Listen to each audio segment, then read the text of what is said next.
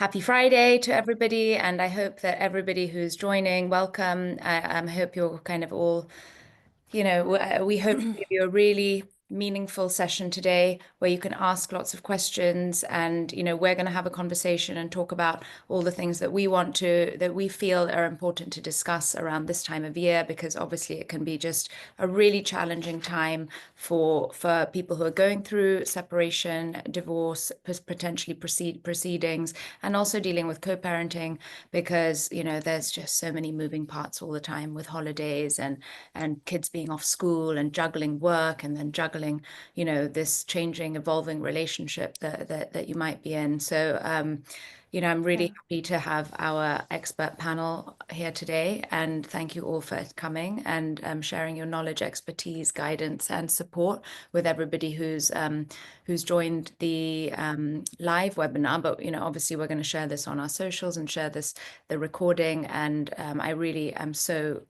grateful that you're giving your time to our communities to really find the support that they need amongst your topics of expertise. So with that being said, I'd love for you guys to just do a short 30-second intro, each of you. And then what's going to be really great is we're all going to start with a little mindfulness exercise that Neetha's going to guide us through for a few minutes. And then, we'll open up to conversation, I think, and then questions. So, Neetha, can we start with you?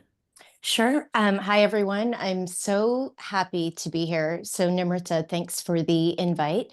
And I'm someone who is no stranger to change. I've changed careers, moved countries.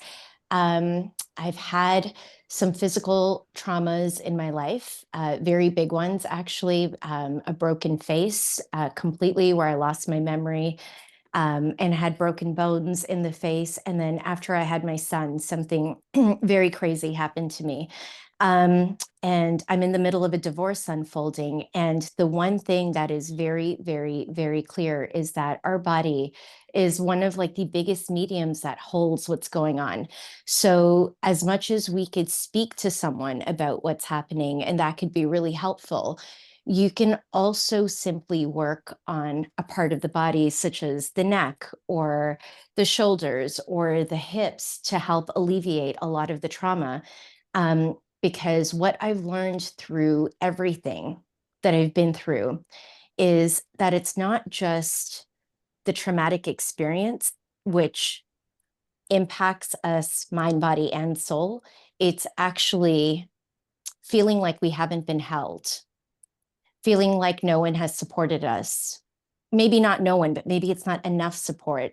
And when our body kind of shuts down, it can show up in our nerves, in our body, in our muscles, in our joints. And that's the work that I do. I work with people one-on-one. I have a company called Grounded 1002.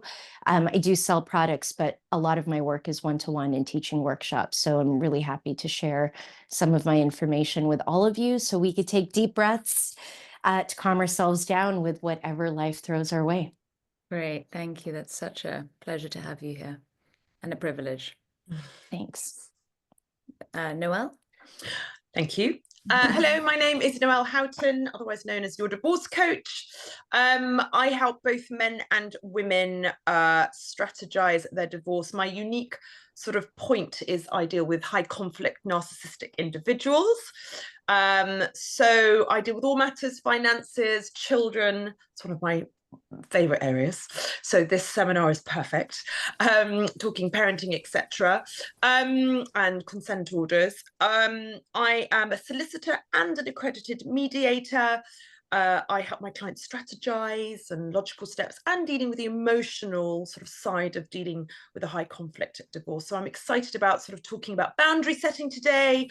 Let's talk about summer holidays. Have we got plans? Have we not? Do we find it tricky? What we can do if we find it tricky? What are our options? Yeah, so that's me. Thank you. Rhiannon. Hi, everyone. Thank you so much for joining us. We're all really excited to try and help you through this really tricky time. I'm Rhiannon Compton. I run the Family Law Consultant, and you can find us on social media where I try and put loads of free, really good quality content to give you guys some tips and guidance when you're navigating divorce, separation, whether that's in relation to your finances or your children. My background is that I have been a family law solicitor for a decade, and I am here today to kind of talk through what the law tells us we can do.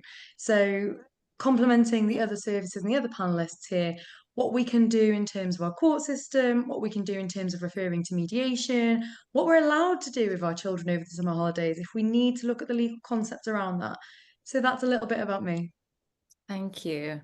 So I think we've got such a great, group of experts here who can really help us with every aspect of the journey that we're on, that you might be on in your separation or divorce journey. Nita, should we start with our little? Yeah, so it's not a mindfulness exercise. And Sorry. I think, I've been practicing yoga and meditation for about 40 years. And some days it works, and some days we have so much. And so what I actually want to do is just share some things about the body that you can do very quickly when you are feeling overwhelmed. And this is one of them. Do you see how I'm sitting like this? Yeah. This is me shrinking myself. This is me not giving my organs space. So wellness and fitness are two very different things. Wellness and fitness are two very different things. And I think when you're in a high conflict situation, that's one of the most important things to remember, that you have to take care of your wellness. And wellness is taking care of your organs. So simple things to do, and everyone can do this right now. Let's move our shoulders back in a circle. Move your shoulders back. Try to rotate. Okay, so we have over 360 joints in our body, okay? There's joints here. Move it around. Make your mounts look ugly, however you want. And although people think joints are here for mobility, right? Because they help us pick up things, they're one of the parts of the body that are not nourished without movement. But joints are also where we hold our emotions. So if I'm stressed out, I'm going to go, oh, or if my self-worth is impacted, my hips are going to be impacted. So the one easy thing that we could all do to release those emotions without even speaking to somebody, without even venting to anyone, is literally move your joints, fingers, hands. There's 360 of them within the body. And then that big buzzword that we hear about, lymphatic drainage, so like the term changes, it's like avocado, turmeric, lymphatic drainage. Soon it's going to be buccal massages. There's always a trend, but let's not forget the movement of the joints is important, because we release. And then the other thing I'd like all of you to do, which is how we get the breath to the organs, is I want you all to just simply go down the software system of your body, which ranges from your neck. So it goes from the base of your skull to the base of the sacrum. Okay. But we're going to go down in the front, just kind of touching and touching and touching, going past the belly button and then going back up. And what you're doing is you're starting to engage where breath should go, because most of us are just breathing until here. And when we have certain emotions, resent, it shows up in our liver. And if we're not nourishing that particular organ, if the breath isn't even going there, think of your organs like a flower. If they're not getting air, water, the proper soil, how is that flower ever going to bloom and work? And that's just like our organs. So really quickly, everyone just press through and try to be mindful in letting your breath follow where you are touching, simply going up and down, because this is what controls the entire body. So really quick tips: when you're in those stressful situations, when you're feeling sad, when you're feeling anxious, bring the breath to the organs, and you can help doing that by opening the body up simply by moving all the joints around, and you'll get an immediate relief. And then bring the breath in to nourish those organs. When you stretch the body, you stretch the mind. When you stretch the body, you stretch the mind. Stagnation is the cause of disease. Stagnation is the cause of disease, whether it's in the mind, in the body, or in the soul. And once we're open, once our hearts are open spiritually, you know, when you roll your shoulders back, not only are you creating space for those organs, but you also open your heart up. I know that sounds crazy, but it's true.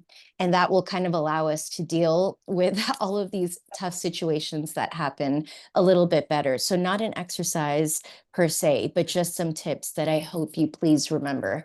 Move the joints and take the deep breaths. Thank you, Nita. I honestly, like, I just think that those like little moments where you just kind of have to like reset, literally physically, because if you don't, you're going to like explode, or you're going to start screaming at a child or something like that. You know, you have to take that moment to just recalibrate really quickly. And honestly, like, I already feel, I mean, when I'm doing this, I feel like a lot of like cricking, like Yeah. things are like crunching. It's really not good. I need a massage. But basically, I think that these little exercises, when you suddenly feel those bouts of anxiety and that like it hits you, I mean, I already feel better. And you know, I'm sure that everybody's feeling that way right now with all these you know, with what's coming up and what might be coming at them at the moment. Noel, can I just ask like what kind of people are, like, in terms of clients and what they're seeing right now, for example? Like, I think like it's really important to do these, you know, the physical, the movement, the heal your mind through your body, but really like, you know, also we kind of need practice, like Yeah. boundary setting, like putting Yeah. down hard and fast. I'm not going to do that. I'm not going to answer that email. I'm not, you know, whatever it might be. Like, in terms of what, you know, you're seeing with your clients, who you, Yeah. what else can we do right now? So I'm loving all of this wonderful sort of, you know, physical stuff that we can do, because it does actually strengthen us and makes us feel, as you say, grounded. Perfect word for your business. Absolutely brilliant. But what comes along with that, and that's brilliant for us, but we also need to do, as you said, something quite practical, and that is implementing those legal boundaries. So look, if I think about what's happening a lot at the moment, we're coming into summer. There's a lot of issues around summer holidays. I have clients that do have consent orders. What I'm talking about here, let's take away that legalese, is just an order, consent order, a document, a legal document that the court give you if you've gone through that process, that sets out what your summer schedule is. I deal with a lot of clients where actually, sadly, that's not being adhered to by perhaps the other parent, and the stresses with that. And my clients come to me wanting to discuss the options. How do I reinforce the boundary? They want to make it more flexible, or they're asking for a different week, a change in the pattern, but it doesn't suit me. I'm scared to say no. So there's that sort of side. And then clients coming to me just going, I'm not getting any time with my children. I'm finding this very stressful. I don't know how to, I try and ask, I try and communicate, and I'm just getting told no. So what is the boundary, or what is the sort of next step that I can do there? And that is, again, either mediation first. Sometimes that's not appropriate for some of my clients, certainly in the divorce, sort of domestic abuse, domestic violence situations. And then just talking about the options of going to court and getting that protection. You know, giving us something robust that we can lean on, that then allows us to feel stronger. If we've got a document that kind of gives us a little bit more power, especially when we're faced with someone high conflict, then that gives us that opportunity to sort of stand our ground a little bit. So yeah, it's looking at our situation and getting that concrete advice about what are my options, what can I do, how can I make my situation better, not just for me, but for my children. So I think summer is definitely classically one of the big things that's coming in at the moment. Yeah, I think that documentation is key. And a lot of the time people kind of, you know, they might get their financial financial orders in place. They might get, think that those are the important things, but actually for day to day, right? Your parenting plans and your children's arrangements order, especially with somebody if you're dealing with a difficult personality. Yes. Yeah, exactly. And a lot of us are very scared about doing that, discussing the emotions of that, the fear of what the the consequences from the other parent, especially if we've been again in those domestic violence situations. But doing that sort of grounding work and working through our classic trauma responses, fight, flight, fawn, freeze. Fawn is always the one that we tend to forget. Fawn is just complying. We just do as they say. But we need a little bit of backup, a little bit of, what else can I do? Where is my power here? And that's where sort of, people like Rhiannon and I come in to be able to assist you with that, to shift what it looks like for you. I think it's probably also really worth saying now, well, I'm not sure about you, but certainly my experience is that we're dealing with a lot more finance consent orders than we are children. We've got legislation. The Children Act tells us that we shouldn't be having orders for children unless it's absolutely necessary. So we have the no order principle in place.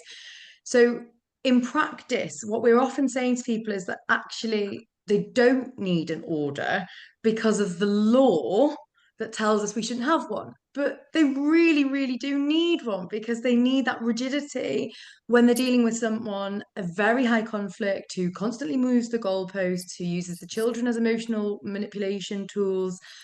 So actually, I'm finding lots of people don't have those consent orders in place. They've maybe been to mediation or they've drafted a parenting plan. And quite often they think that that's binding in some way, and actually it's not. It's a kind of very fluid document.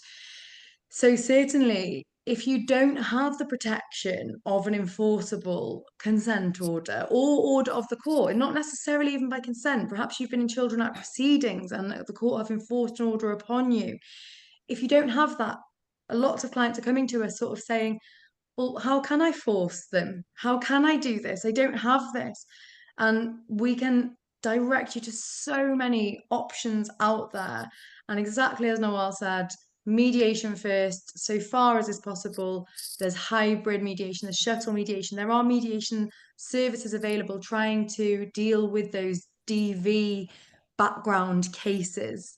And if it's not mediation, then it might be that you consult with one of us or one of our coaches on this panel, or we direct you to somebody who's perhaps not on this expert panel to talk about collaborative law or correspondence or strategizing how you can communicate with that person to regain some of that power for yourself, even without that consent order in place. It's so hard though, we're talking about let's get an order, let's do all of this, but there's so much fear and anxiety around that. Number one, the cost. Number one, then number two, having to deal with, having to even engage with the other person in that way. I mean, I'm finding that people really there's so much fear around it. And I think, nobody wants to go to court, right? Nobody wants to it's just something you're right, almost would just rather manage, like make do without kind of thing. But that's just, what do you think about that view?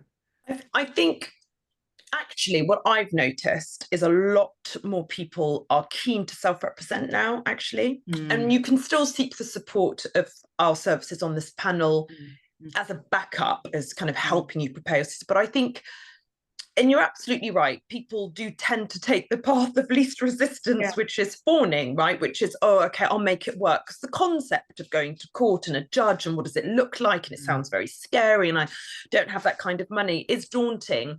But I think I find my clients end up by going through that really difficult stage where they realize their power's taken, they don't get to see the children as they'd want to.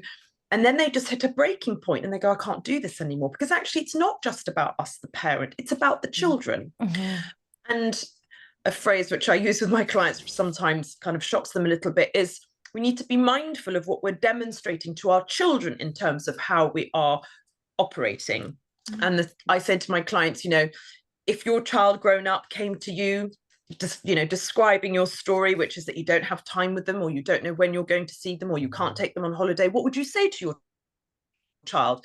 And immediately my clients say, oh, well, I just say that's not on and go to court and get something to help you. And then I say, but they'll say, but you didn't do that.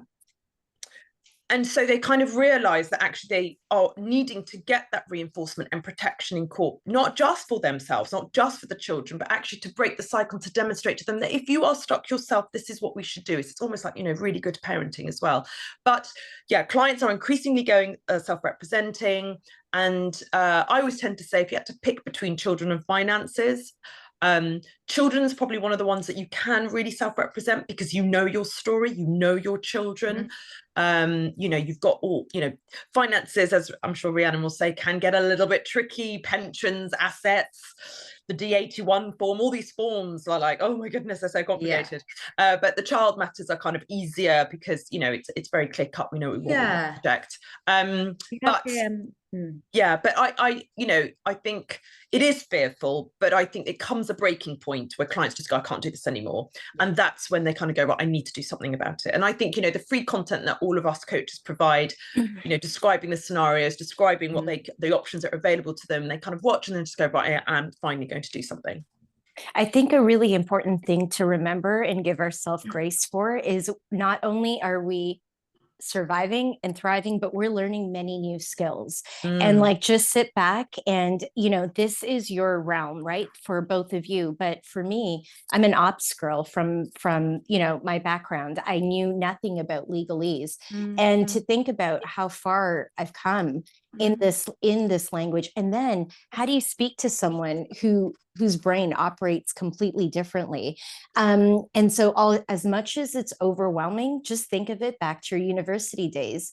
It is overwhelming. You're literally learning finances, the legal stuff, psychology, and then how to, stay calm, cool, and collected as much as possible. So that's where the fear comes in from. Doing anything new, so it's also give ourselves that grace and tell your kids like, hey, mom is doing something.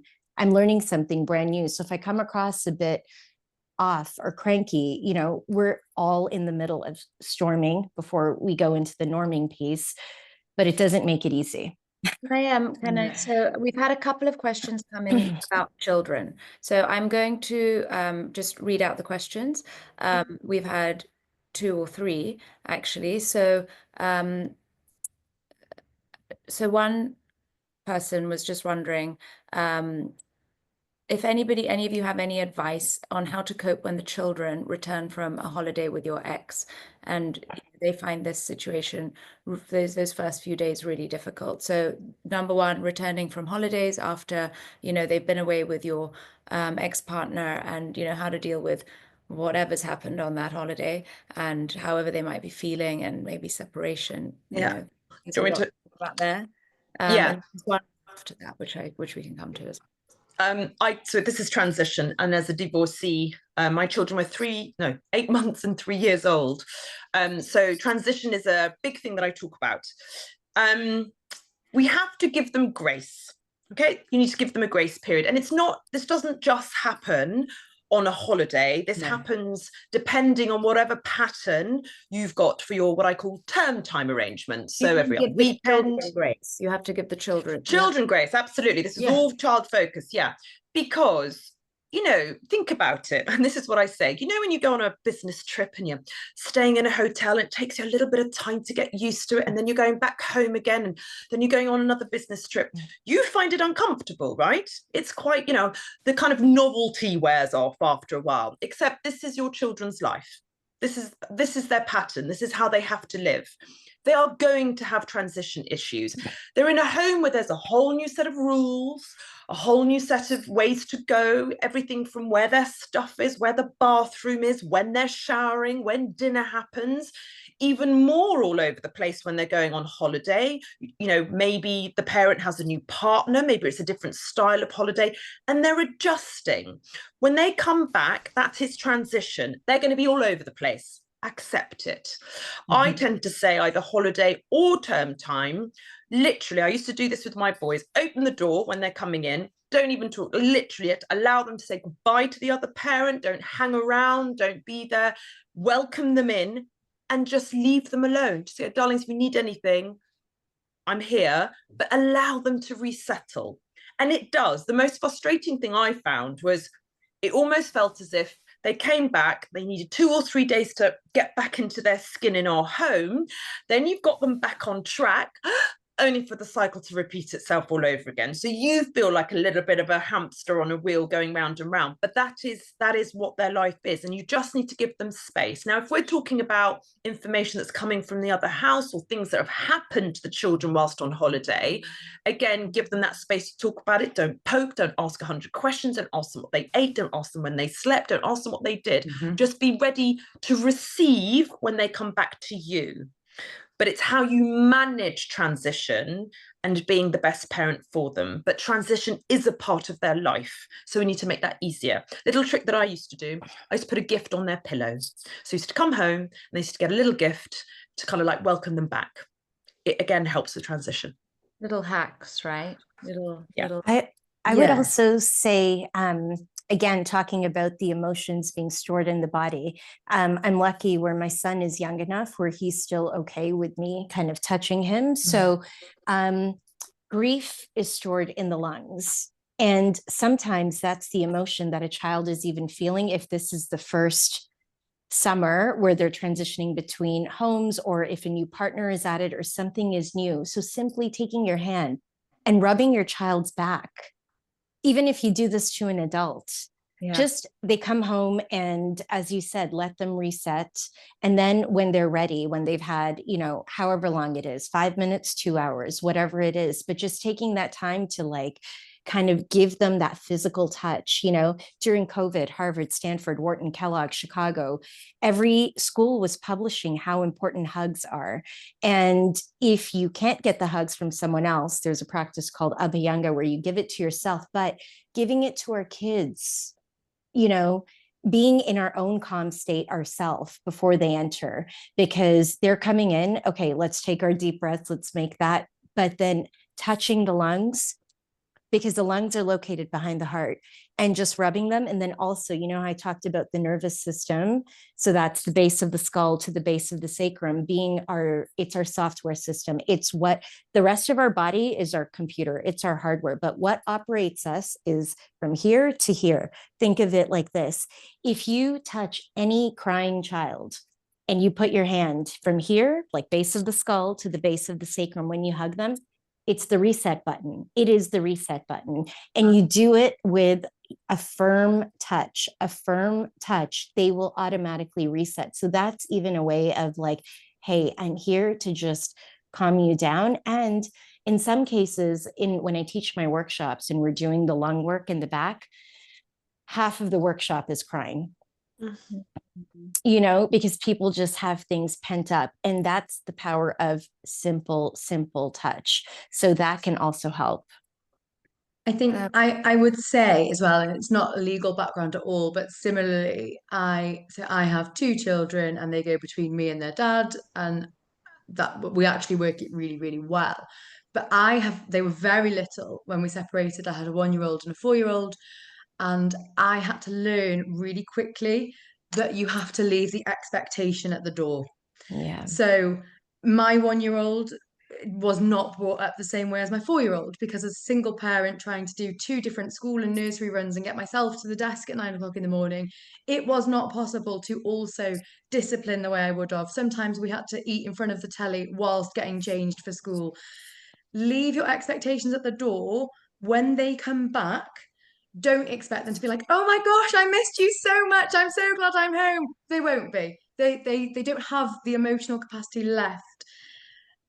All of you, just similarly to what both of the other panelists have said on this, just take the time, get the grace, leave your expectations on how they're going to be just totally at the door, and all of you actually just learn to re-find your feet, because as much as it's a transition for them, this is now a transition for you too.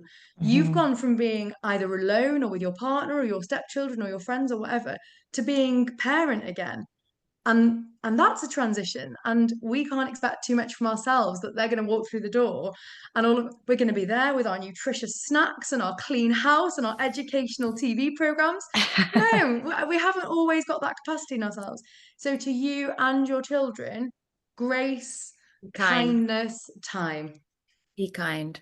I have another question, a couple of questions. How important is it for parents to spend time together with the children as a family, or is that confusing for the children?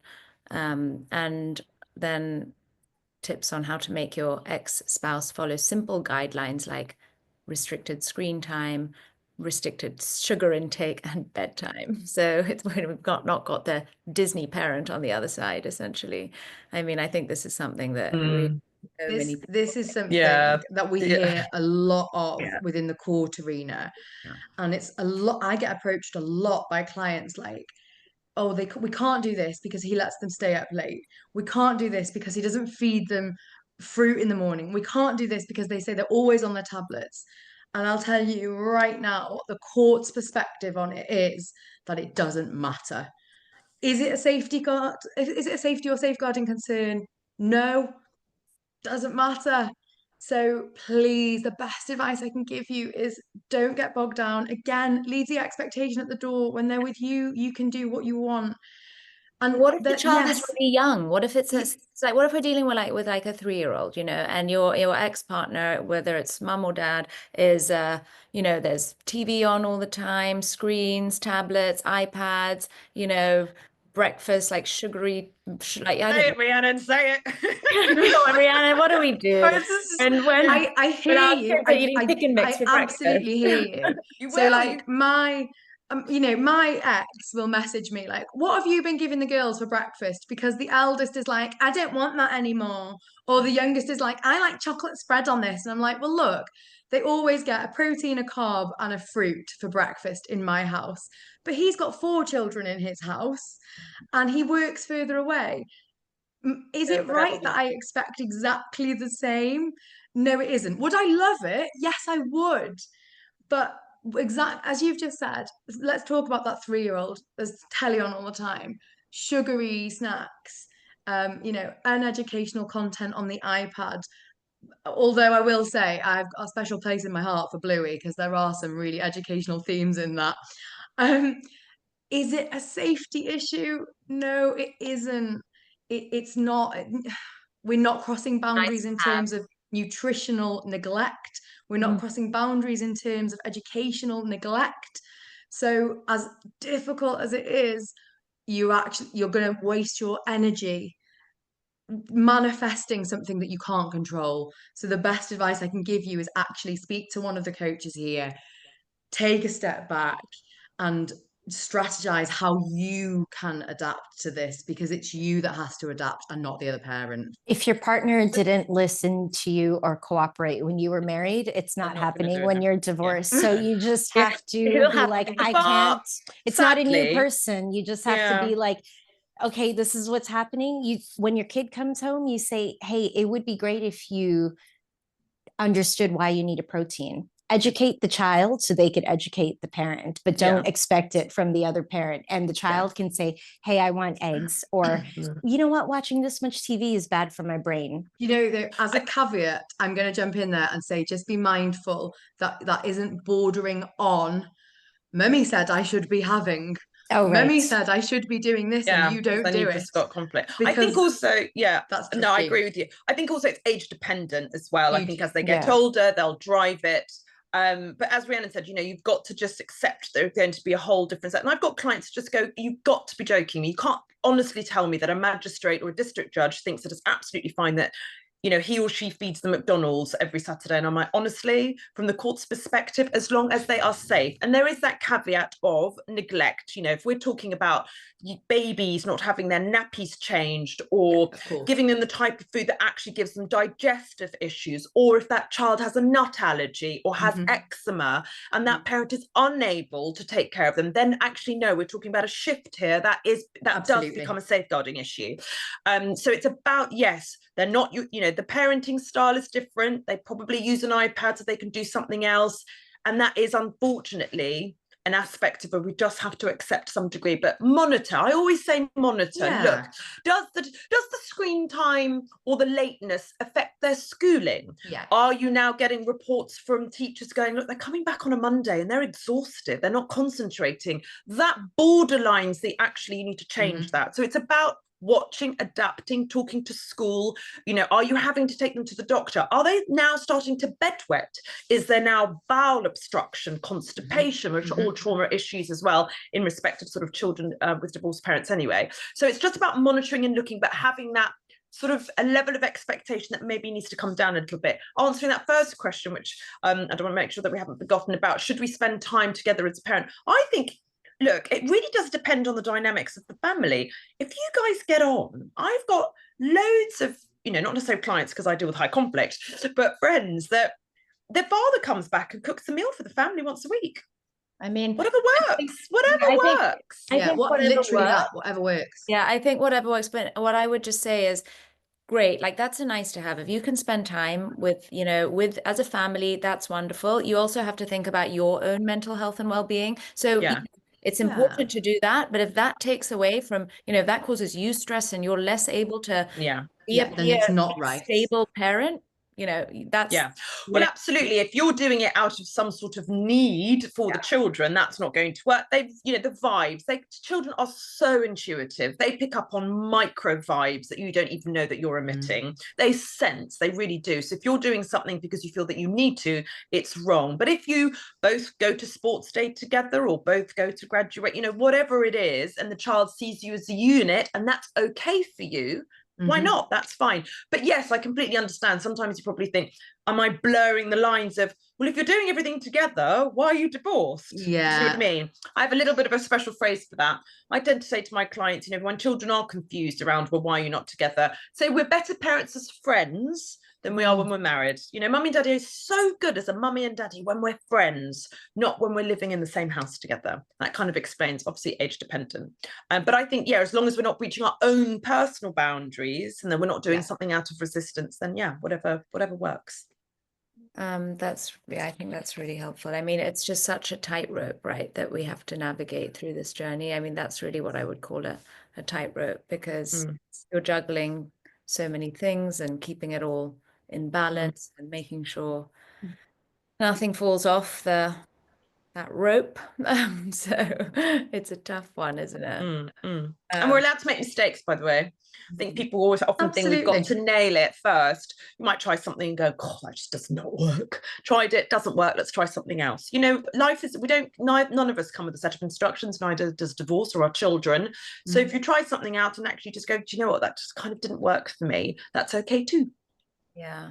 I mean, for me, I think it's really important, and I would say this to all of our attendees, is really just try to somehow carve out time for yourself as well through the holidays. And, you know, that's just, you know, maintain some kind of, sanity. I mean, if you solo parent, or if it's a bit much, even, you know, days away, I mean, I think just putting some time aside for yourself at some point is really important too.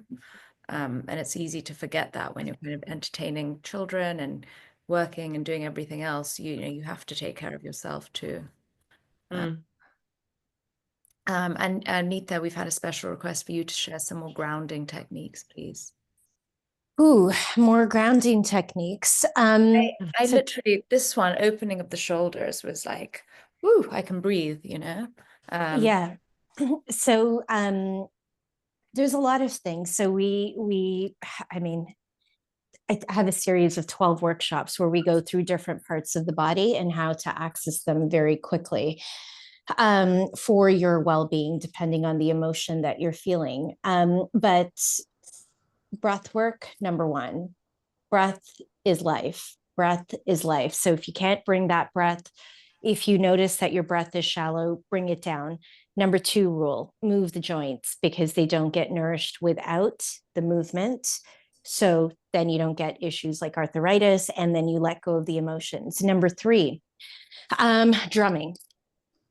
And drumming. Yeah. Well, I would take it back a little bit. I think tapping is a little bit more advanced. I'm giving the most basic there's a lot of value in these exercises. So the tapping is fantastic once if you've had someone guiding you. But if you don't have someone guiding you and you've worked on the joints and you've worked on the breath, it's about grounding before, you know, we ascend, right? Just tapping your body alone, okay, wakes everything up. And it's not just the joints that hold the emotions, but the muscles get tight. How I could look at people's faces and notice, like, what are they holding? What's going on in their mind at the moment? It's pretty crazy because whatever is going on in the body shows up in the face. And so if you want to even look better, simply by moving the joints, by breathing and drumming your entire body, even for a minute, it's a complete reset. You will energize. Or if it works like an adaptogen. Do you know what an adaptogen is? An adaptogen is you take a herb, like you hear the term ashwagandha, and there's a few others, and they work in your body, giving you what they need. So we all have our own data points in our body. And when you ingest, it shifts your hormones in a way that you need it to. But also, the drumming does the same thing. So go through your whole body. That minute to yourself, you could get a lot out of your body. Move the joints, get the breath, and drum, because it brings blood back to the surface of all of the areas. And especially if you do the organ area, you'll feel like you had a therapy session. You really will. So you just go from shoulder to shoulder, all the way down. Don't forget the rib cages. Don't forget the arms. And I promise you that if you did spend 10 minutes doing that work, you'll feel a lot calmer. And even your children will notice. And better yet, if your children, no matter what age they are, get them to join in and do it with you. You know, it sounds weird. They walk in through the door like, hey, okay, like, let me just touch you. Let me give you a hug. Okay, let's just be silly. Let's just shake it out. Then you're kind of doing everything. And it's a little bit of a bonding moment, because you're also just all relaxing your nervous systems. There is a lot to be said about peace of mind. And if you can share that with your child, it's beautiful. Because it's hard. I'm like, where is my child in the world right now? I have my co-parent doesn't even tell me what country he's in. And to let that go is just like, no. I can fix that for you. I know. I know. I kind of feel like that's a chat that we should be having at another time. I know. However, I have to trust the fact that I hope that he's doing the best for the child, because it's his way of control. And I'm not going to let it get to me, because my peace of mind, I will find out through my FaceTime conversations with my child where he is. What about? I'm gonna interject really quickly just to tell anybody that might be listening to this, that's not okay. No, don't take your children no away from the country without the consent of everybody with parental responsibility. You can do it with a lives with order, but I really don't recommend it, even in that instance, because it is a basic right as a parent to know the country. Not the exact location. I don't know exactly what my children are doing when they're with their dad. Oh no, I go for exact location, Rhiannon. I am. Oh no, I do. If you're abroad, if you're on a trip, for example, if my children's dad was taking them on a trip within the UK or abroad, we would share, both of us reciprocally would share hotel details, travel itinerary, and we would let the other know we got there safely. So I think, I say not exact location in terms of where the child is stood, but Nawal is absolutely right. If they're away, you should have a right to know where they're staying, so that in the event of an emergency, you can reach where your children are. Even with a lives with order, and I see lots of people saying, well, I've got a lives with order, so I can just do it. Please don't do that. The law actually needs changing about that, because on an order, for example, we have 2 warning notices, and the first what does that mean? What does that mean, the lives with order? So we have orders, and we're kind of bordering maybe slightly away from summer holidays, but just generally speaking, you see this a lot within orders that do encompass summer holiday plans. A lives with order essentially determines where the child lives, and you can have joint lives with orders. So lives with mum in accordance with the schedule annexed, lives with dad every Tuesday, Wednesday, Thursday, or something, whatever the fluid arrangement is that you've agreed upon and is now being made rigid within the order. You can also have quite often we have a lives with order and then a spends time with order alongside. And the terminology that people are still using is residence and contact. We still hear lots of that, but that's quite outdated. That's still what it means. If you have the benefit of a lives with order, it's nearly almost always mum that does have a lives with order, although it can be dad, and there's no prejudice against dad having a lives with order. If you have that, there is a warning notice on that order that says, if you have a lives with order, you can remove the child from the jurisdiction of England and Wales for up to 28 days. There is another warning notice just beneath it that says, you shouldn't remove the child from the jurisdiction of England and Wales without the consent of everybody that has parental responsibility for the child. And as legal professionals, we're saying, well, this doesn't make any sense, does it? So how litigants in personal clients are supposed to understand those two conflicting warning notices is beyond me. But essentially speaking, very bottom line, do not take your children away from their normal routine, whether that is in England and Wales or abroad, without first disclosing a rough overview to the other parent. I'm not going to board it into consent, because on a trip within their days that's 100 miles down the road, I'm not sure if you need consent as much if they're going, say I live in North Wales, say their dad wanted to take them to Manchester for the weekend. Do I need to consent to that as long as there's no safety issue? No, I don't. But should I be told that they're going to be in Manchester for the weekend in case of an emergency? Yes, I should. It's best practice, right? Yeah. And absolutely. But it's and the way sometimes round. But I mean, I do understand that, like, if you are dealing with difficult personalities, sometimes it's like, okay, these are where this is where we're going. These are our flight details. We're away from, in Spain from, the 20th till the 30th, and we'll be back and we're all good. And then, if they want to speak at that to the kids during that time, that's okay. But I think a lot of this is also self-preservation, It is, but the best way to circumnavigate the issues that we're discussing is to have a consent order which clearly sets out when your holiday is. So that 28-day thing won't even come into play. If your summer holiday is, let's say, 6 weeks for summer, 2, 2, 1, 1, is that 6? Yeah, that is. Or 2, 1, 2, 1, or 3, 3. That 28-day won't even come into play, because that's your holiday, that's your time. And as long as they're not taking your time, that kind of operates in that way. But my clients know that I'm all about the detail. I'm about, if unless they've got their own mobile phones, which doesn't come into play. Yeah, that's an age thing. Yeah, that's an age thing, isn't it? It's, how many calls you get when they're away, who has the passport, all that kind of stuff. I'm kind of all about that. But you absolutely. And I'm, and I deal with clients internationally. So I can tell you, Nita, that it doesn't, every jurisdiction I have dealt with says that, you must know where your children are in that particular place. But do you know what? I get it, because I don't have a consent order for my children, but they're 17. And when they're away, if they are away with their father, I know that I'll just go, where are you? What are you doing? Yeah, and so I'm a bit more lax, there is that sort of realistic tone about it. But technically speaking, if they're a little bit younger, whatever age, you should know exactly where they are, when they're coming back, what flight they're on, etc. And that is what we'd expect. So if we're ever drafting a consent order, there is always, exactly as Nawala said, the summer holidays will be carved up, and it might be, I see a lot of summer holiday arrangements will follow the term time arrangements, save for weeks 1 and 5, so that you could book a holiday in advance.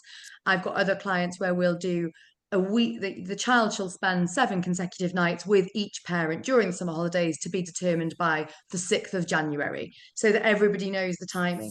But if we're looking at actual consent orders as legal professionals, we would always include who has the passports, flight and accommodation details to be provided not less than 4 weeks in advance of the trip, details of who's going to be going on the trip.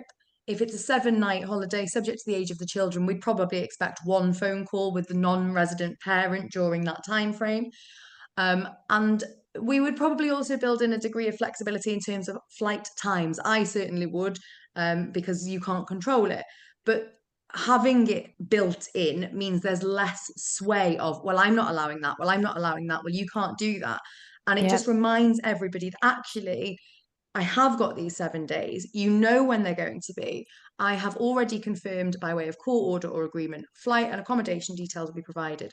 passports will remain with whoever last travelled and will be passed to the travelling parent not less than a fortnight in advance. Trying to preempt every possible eventuality that might present itself within that holiday environment. So definitely there needs to, if it's not a consent order, have something in writing, give some attention to what you can do about where your children are going to be and how much notice you need of that.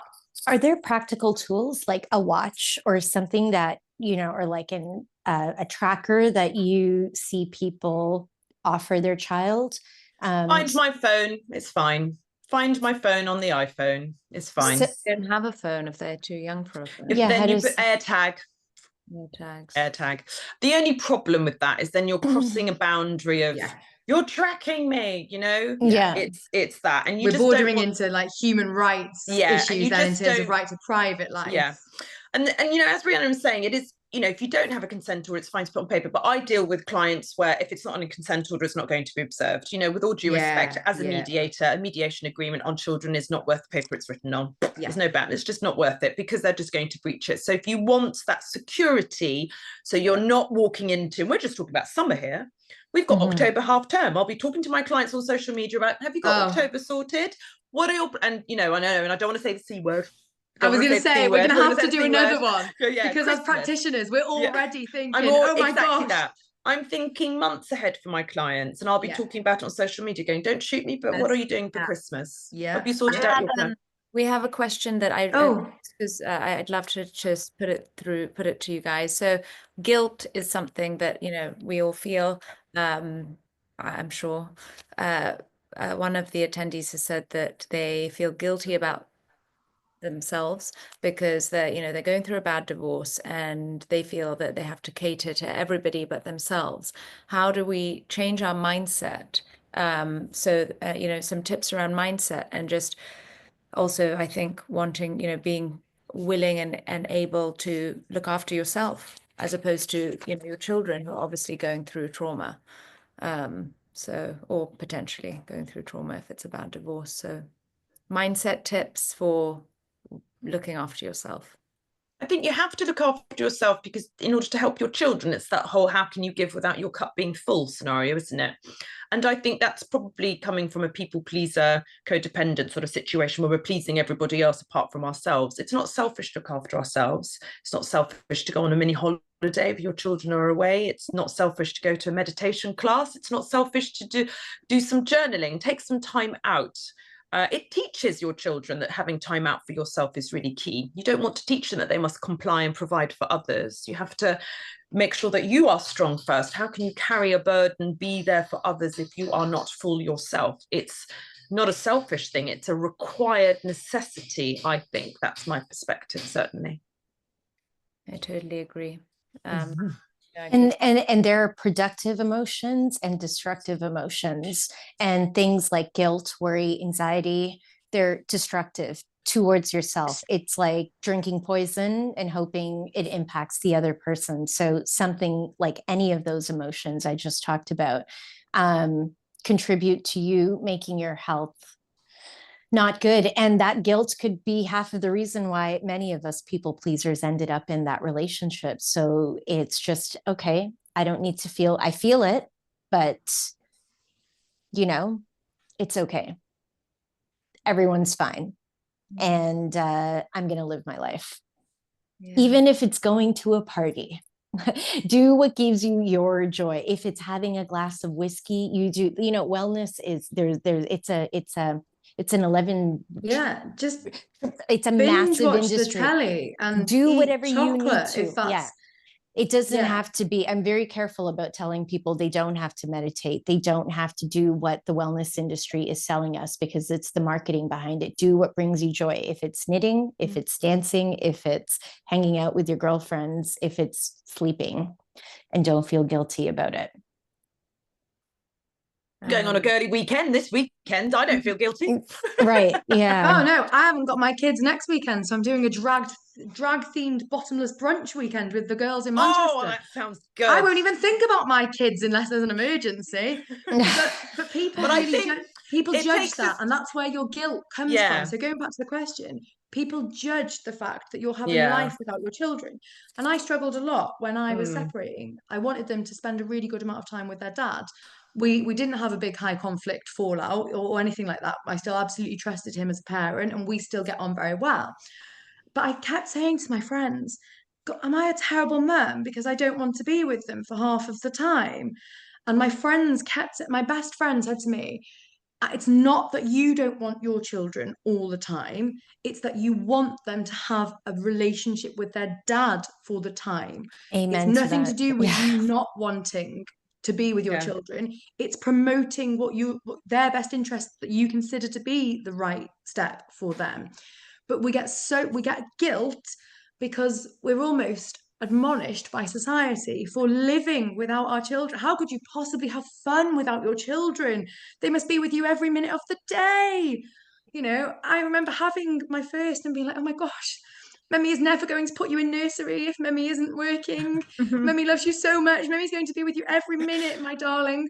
Yeah. The But first annual leave day I was like, bye, Auntie Emma, she's your problem today. Leave the guilt at the door. Just you be you. Yeah. And we don't need that judgment either. And if we're Yeah. getting judgment from people like that, they are not your friends. Yeah. And also, the reality is your children are half of you and half of the other parent.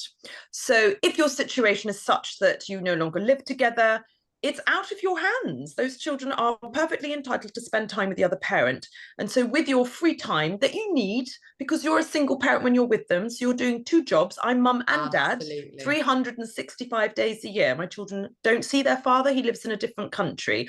So hence me saying to you, I'm spending some time for me to replenish, to be the mother that I need to be for them.